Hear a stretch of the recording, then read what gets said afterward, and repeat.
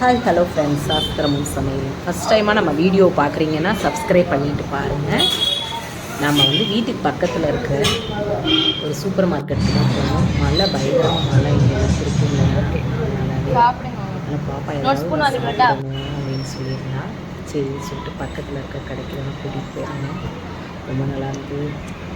பீஸா ரொம்ப நல்லா சாப்பிடணும் அப்படின்னு கேட்டுகிட்டே இருந்தாங்க என்கிட்ட. நான் வீட்டிலேயே செஞ்சு தரேன் அப்படின்னு சொல்லிட்டு இதுதான் இந்த கிளைமேட்டுக்கு அப்படின்னா சரி. அங்கே ஒர்க் பண்ணுறவர்கிட்ட தம்பிக்கிட்ட வந்து எடுத்துக்கங்க அப்படின்னாங்க. எடுத்துகிட்டு பார்த்திங்கன்னா அவர் நம்ம ஆர்டினரியாக எப்பவும் வச்சுருக்கிற அந்த பீஸா ப்ரெட்டு வந்து நல்லா ஊற்றி தேய்ச்சிக்கிட்டாரு. அதுக்கு மேலே வந்து பார்த்திங்கன்னா டொமேட்டோ சாஸு, ஆனியனு, குடமிளகா, நாங்கள் வந்து பன்னீர் பீஸா தான் ஆர்டர் பண்ணியிருந்தோம். இது வந்து பார்த்திங்கன்னா 90 ருபீஸ் தான்.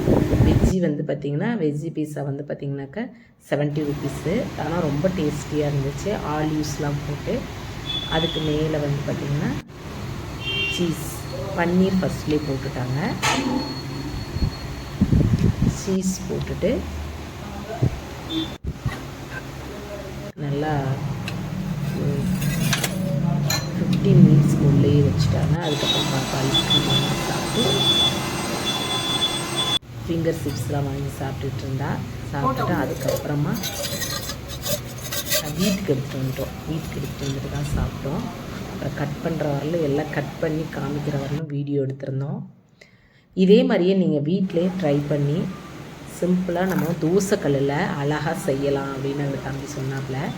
நீங்கள் தோசைக்கல்லில் வச்சு ஒரு பிளேட் நல்லா கெட்டியான பிளேட்டை வச்சு கூட நீங்கள் செய்யலாம்க்கா இதே மெத்தடில் அப்படின்னு சொல்லி தான் வீடியோ எடுத்து கொடுத்தாப்புல. நீங்களும் நல்லா செஞ்சு பாருங்கள், என்ஜாய் பண்ணுங்கள். வீட்லேயே பீஸா செஞ்சுக்கலாம். ரொம்ப ஈஸியாக நான் சொன்ன மெத்தட்.